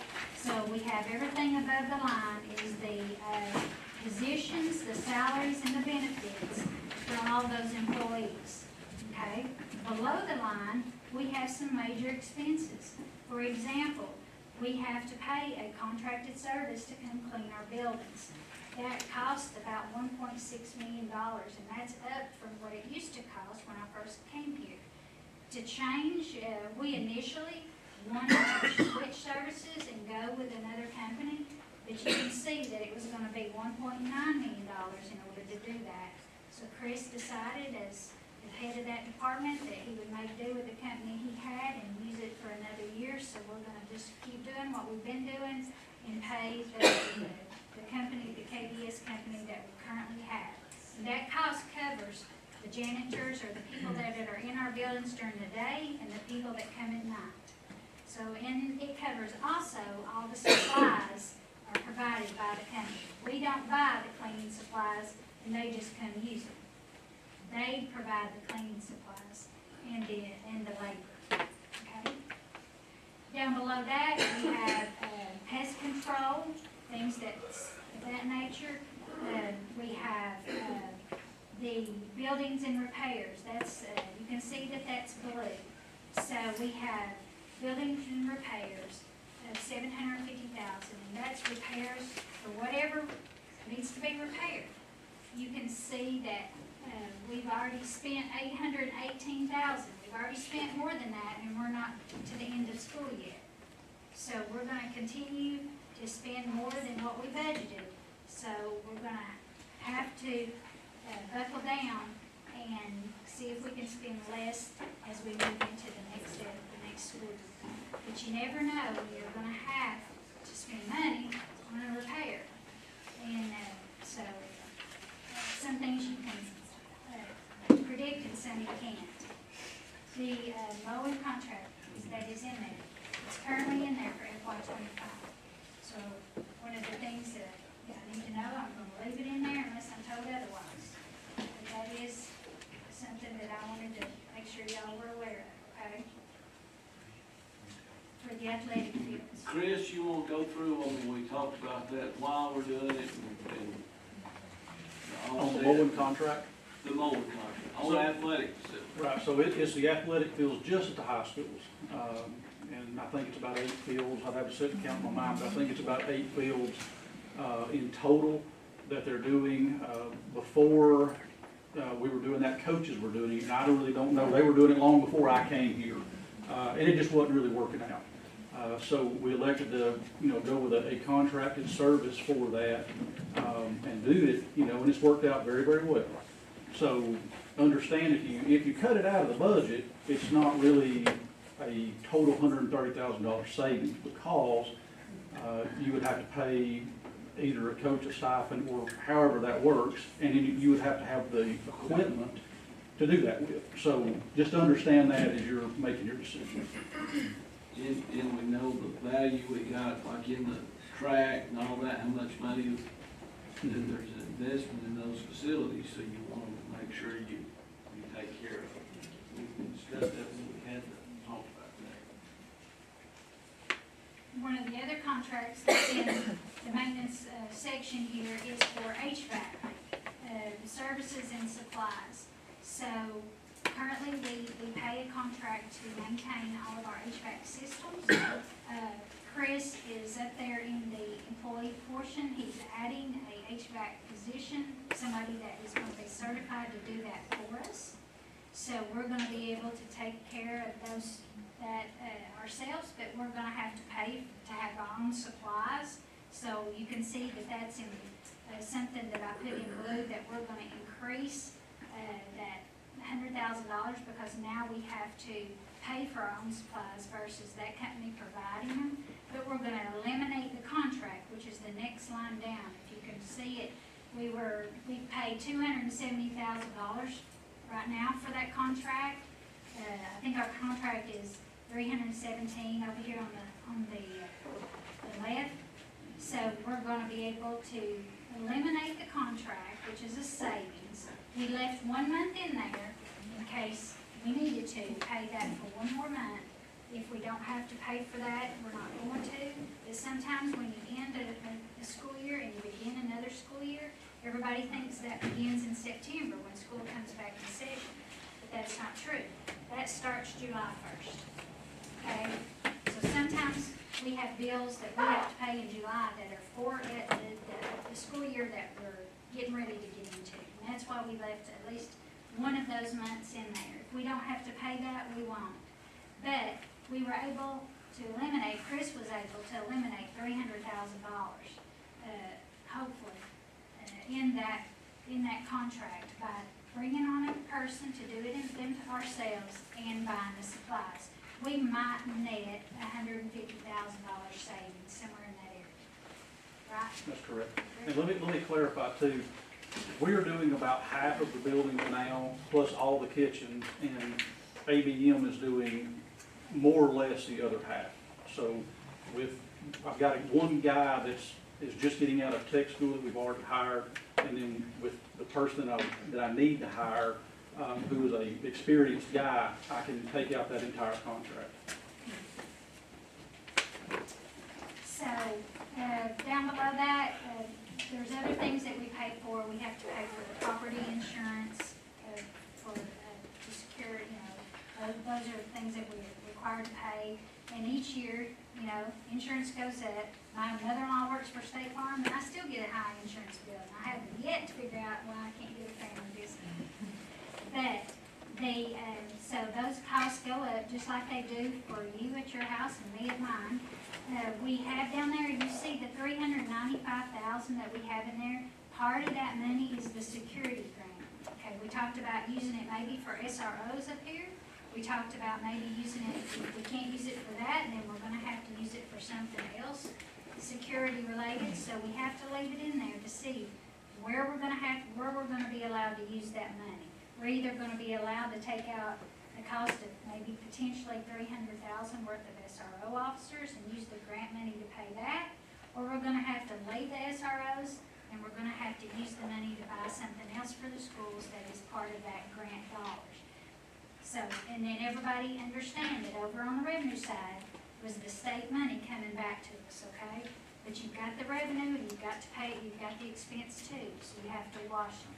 So that sits in his budget because that's where the state puts it. Okay?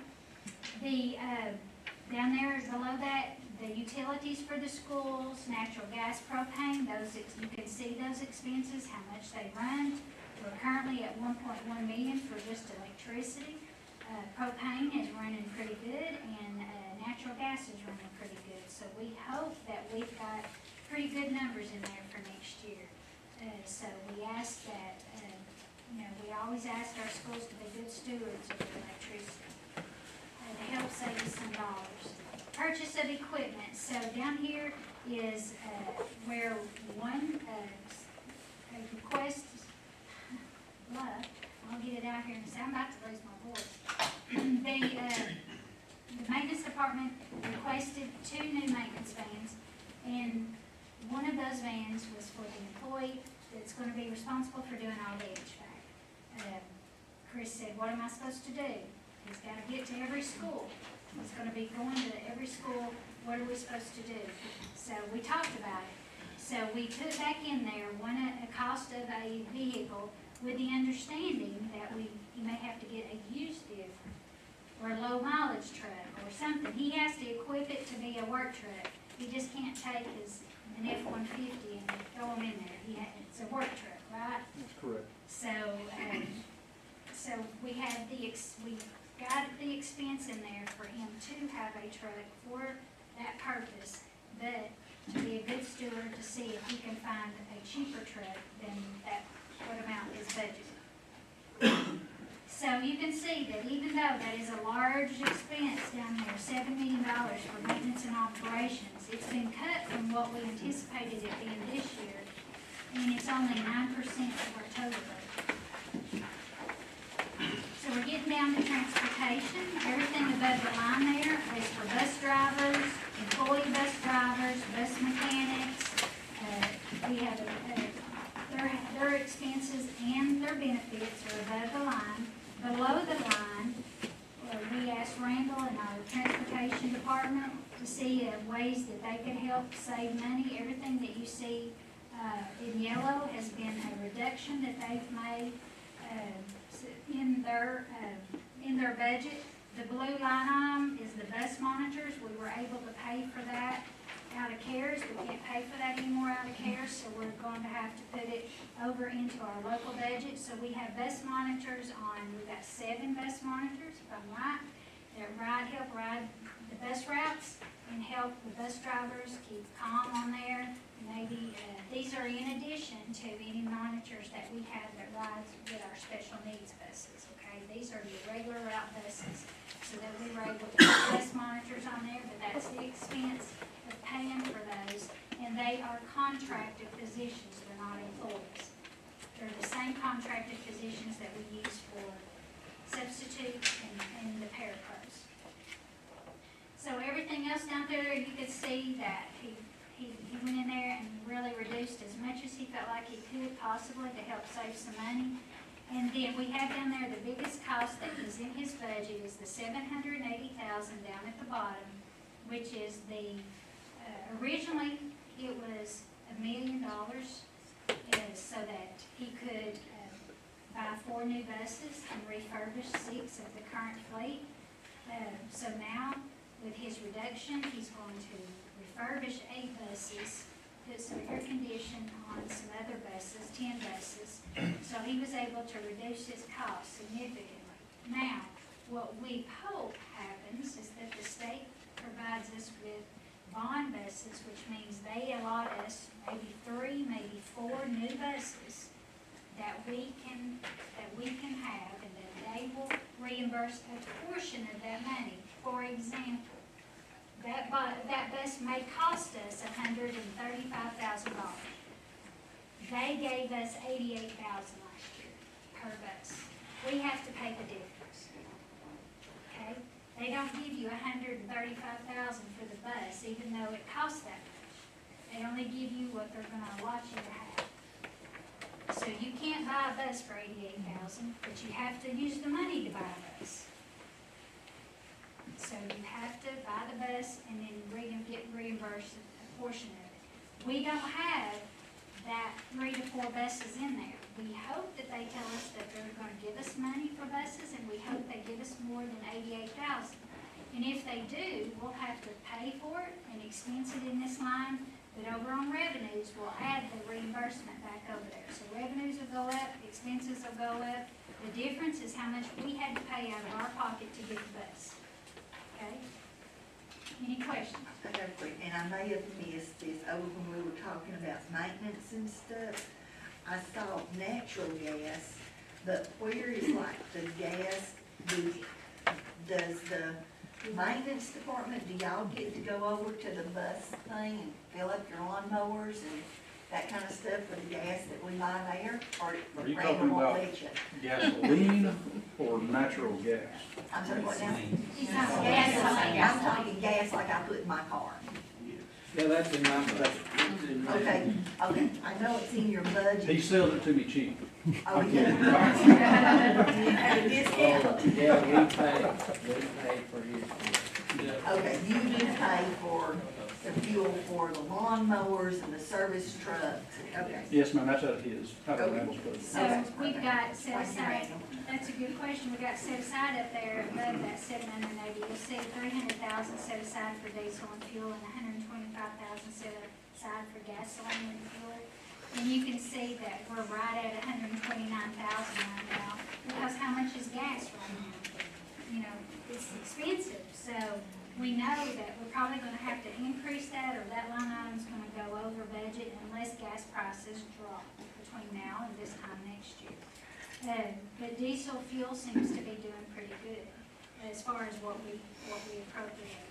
So we went down a little bit on the diesel line item, and we went up as what we thought was gonna be good for gasoline, and it may not cover it even at that.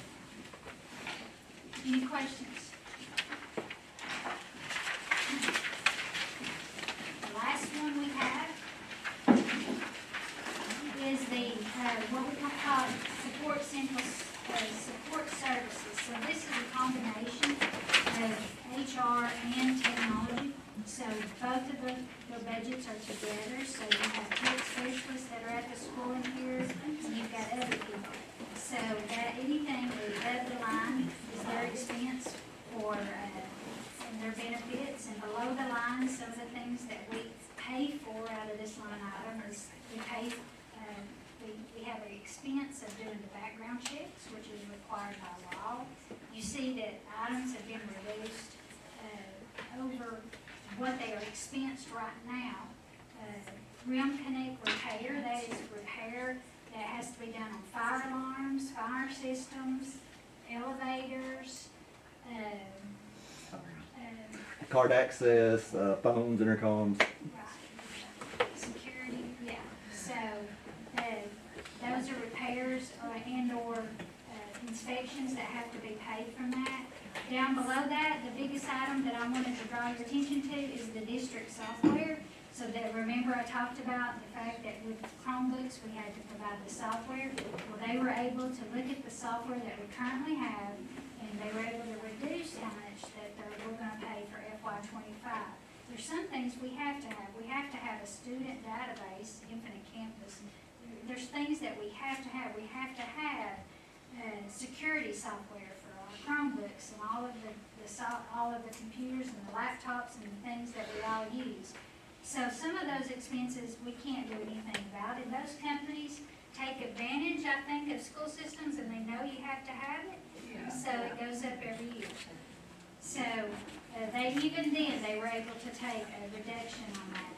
And then we have equipment that we are providing. You know, one of the things that we did with ESSER money is we bought Chromebooks, we bought laptops, we bought printers, we bought scanners, we bought things that we thought the schools had for years, and they needed to be updated. So now we're able to maintain what we have, but you can about bet that a printer will break or something's gonna happen. And so we left a little bit of money in there for those things that happen across the school district, so that the tech department would have some funds to be able to replace them. Headphones is another good example. Headphones cost a lot of money for the schools, and that's provided by the district. Down there where you see student Chromebooks is zero. That was $600,000, because the licensure on a Chromebook is only good for 3 years. So every 3 years, you have to replace that Chromebook. So we're gonna roll the dice and hope we can get one more year out of what we have, and everything works, and all of our students take great care of their Chromebooks, because we have no money set aside to buy additional Chromebooks. We're gonna make do with what we've got. And so that was a big savings to us. But if the Chromebook is needed, we will make sure that it is purchased. Above that, you see where we're doing a intercom at North Murray High School. We may be able to use the security grant for that. All obviously, if your intercom doesn't work or is faulty, then that can be a safety issue. So we are hoping that we may be able to use intercom money of that. So if you add the SROs and you add that intercom together, you'll get around $400,000. So there's where the safety grant money might be able to be used, just being creative and helping us pay for that expense, because we want an intercom system to be working at our schools. So, if you add all of those expenses together, we're back to where we started from. We're back to $397,687. So how does that compare to revenues? Let's look. So, this is just a side by side.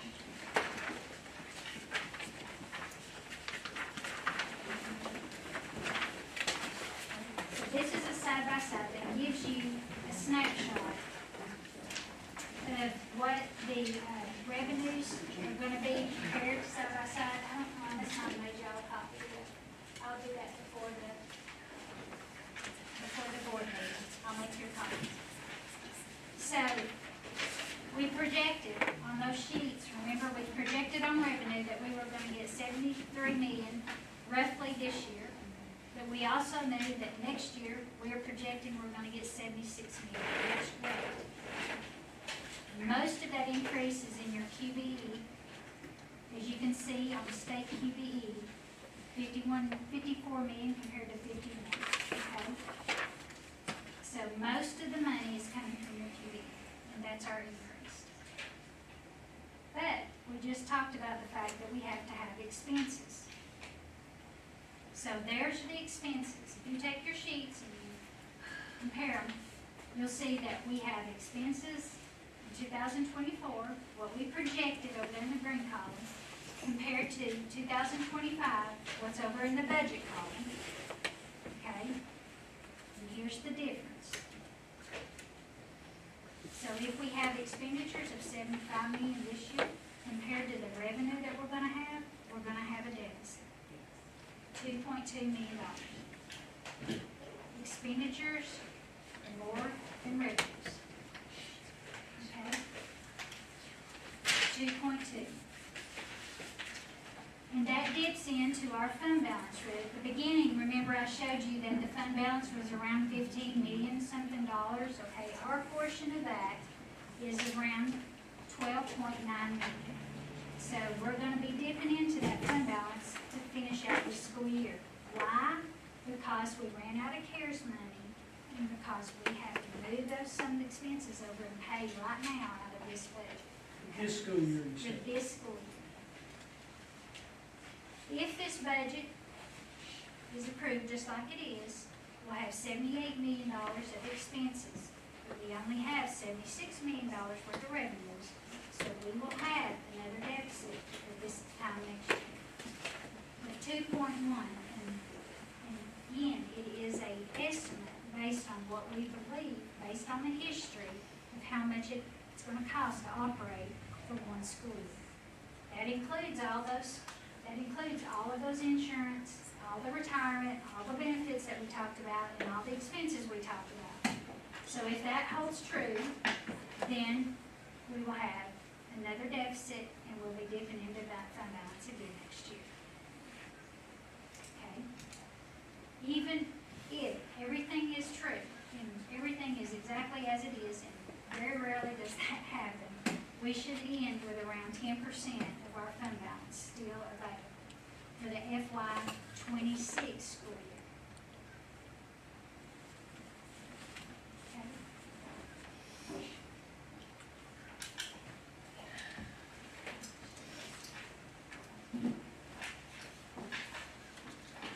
So, it is, we go with what we have, or we go back and cut some more. What's, is you already baked in on your shifted enrollment and the teacher allotments, all that's already baked in? We estimated that at a -10, And that was not asking anybody to leave, that was just positions left unfilled because the allotment doesn't say we need them to be filled. It's possible that there could be more come out. We've got open positions right now. We're still kind of doing that shift. We don't know what's gonna happen in the summer. So there's possibilities that it could go up, increase from 10 because we don't need to fill them. And then we get to August, kids show up, more kindergarten kids come, so that we're still in kind of, we felt 10 was a good estimate of where we'll be. We felt like we'll probably get a little bit more, but we wanted to be, conservative. Probably good conservative.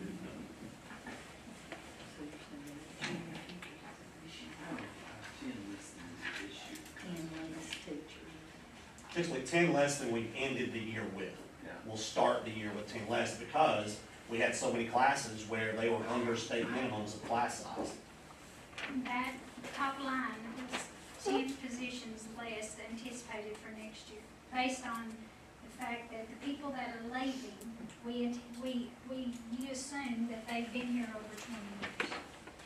If they're leaving or retiring, some people just come and go, and they've not been here that long, but most of the time, these are people that are retiring. And so they're the highest on the pay scale. Y'all built a spreadsheet, supplies, I don't, thought we did it in the budget, maybe we don't, the spreadsheet that shows like, class sizes of each school for each. I have it. Okay. Can we get that in this meeting? Yeah, we can get it, we got it, cause it's kind of fluid, right, trying to. Yeah, we were working on today, as a matter of fact. Yeah.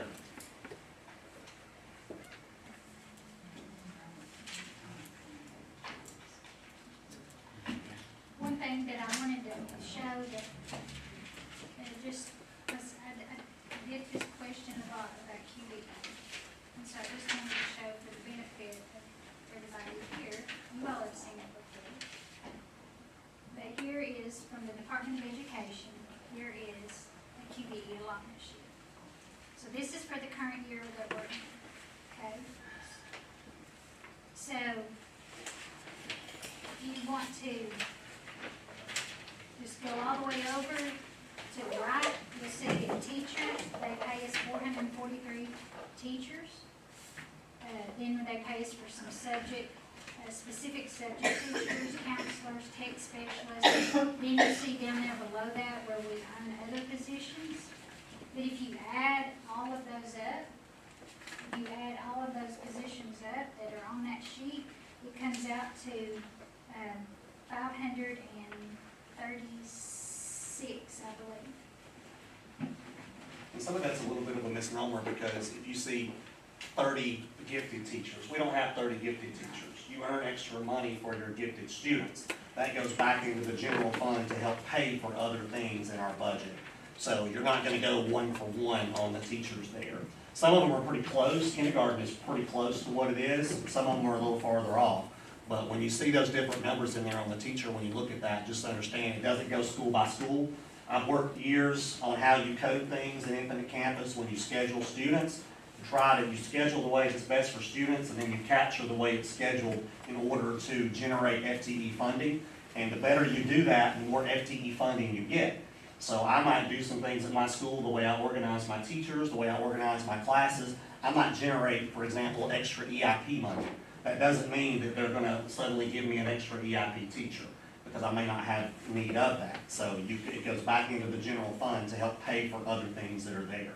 So when you look at that, just know that there's not 30 gifted teachers or, those kind of things. It's just how it generates because it does it on the FTE. What I do want to point out is that very first column right here, it's based on the FTE. Remember I said it's based on the number of students that we have in our school district. Not the number of teachers, not the number of people we employ, the number of students. So that is where this formula starts. Then that provides the state salary. It gives you money for those benefits that those positions earn. Then you see that next column is QBE earnings, and then you have the question about why is the deduction there? That is the deduction right there, less local 5 meals. So you can see where if we didn't have to pay that, we'd get 42 million, but we get deducted 5.1 million, so now we only get 37 million. Okay, and that's our portion. So If, We got like the four, grades 4 and 5, 668. Then you got upper elementary grades 4 through 5, 80. Is that? I don't That's know. EIT segments.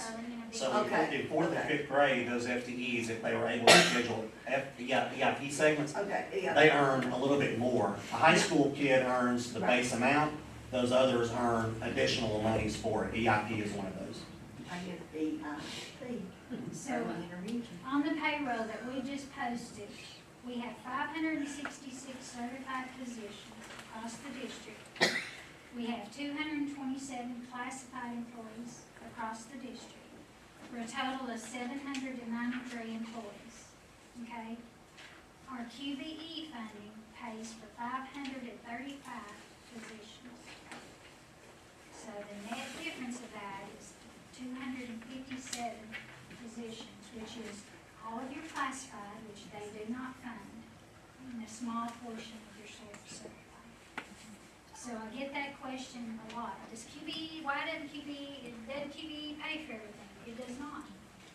It does not pay for everything. I just wanted to educate everybody on that. Okay. Any other questions? That's that sheet, if you want to pass it. It's a copy of it. Thank you. All right. We have, let me just make, Steve had mentioned this earlier. We got our work session at 6 o'clock, and I know that there's some folks that have signed up to ask questions, and I'm going to assume it's about the budget. If you didn't sign up to speak, but you want to ask a question, I should say, during the meeting, you feel free more than just let us know that you want to. And I'll just go ahead and tell you, there'll be a time limit, about 3 minutes. Whatever questions you have, if you'll ask the question, and then please let whoever is responding, whether it's Kathy or Steve, let them respond. Because, you know, we want to hear what they have to say and hear your questions. So if you didn't speak, haven't signed up, but want to, please let somebody, one of us know or whatever, and then we'll get you on the list. So if that is it, any further questions from the board members? I make a motion to adjourn. All right, motion by Kelly, second by Brenda, all in favor. We are adjourned till 6 o'clock.